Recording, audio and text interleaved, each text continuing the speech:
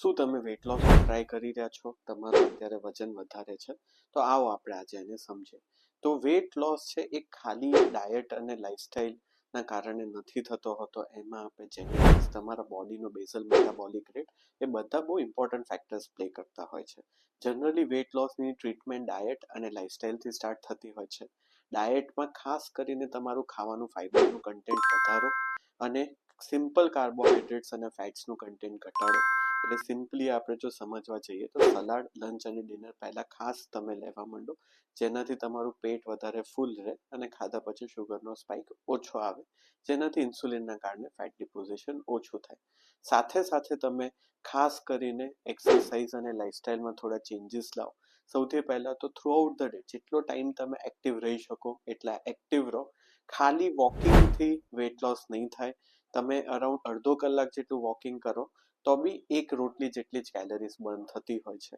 એટલે એના માટે એનાથી વધારે ઇન્ટેન્સિટીની એક્સરસાઇઝ આપણે કરવી પડશે.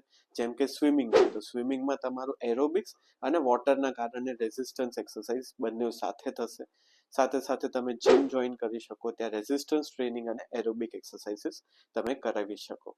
હવે જનરલી ડાયટ અને લાઇફસ્ટાઇલથી વેટ લોસ ઇનિશિયલી થતો હોય છે, પણ જો એના ટાઈમ પછી થોડા ટાઈમમાં વેટ લોસ અટકી જતો હોય અને ફરી તમારું વેટ રિગેન થઈ જતું હોય તો નવી વેટ લોસની મેડિકેશન્સ અવેલેબલ છે, જેમ કે મોન્જારો, વિકોવી, ઓઝેમ્પિક.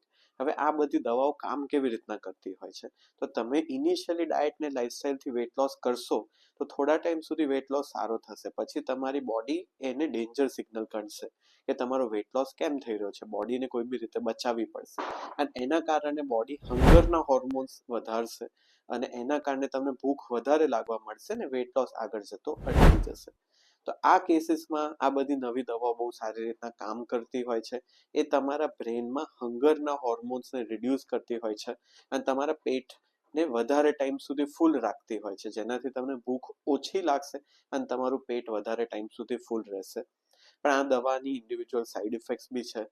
ગેસ્ટ્રાઇટિસ થવું, વોમિટિંગ થવું, કોન્સ્ટિપેશન થવું બહુ કોમન છે. અને આ દવા સ્ટાર્ટ કરતા પહેલા અમુક ટેસ્ટ કરાવવા બહુ જરૂરી હોય છે. તમારે પિત્તાશયમાં પથરી છે કે નહીં, તમારા આંખના પડદામાં કોઈ ડેમેજ છે કે નહીં. એટલે પ્રોપર ઇવેલ્યુએશન કરીને પ્રોપર ડોઝિંગમાં સ્લો અને સ્ટેડી રીતે વેટ લોસ કરવું બહુ જરૂરી હોય છે. તો આના વિશે વધારે માહિતી માટે તમે તમારા એન્ડોક્રાઇનોલોજિસ્ટને મળો. Thank you very much.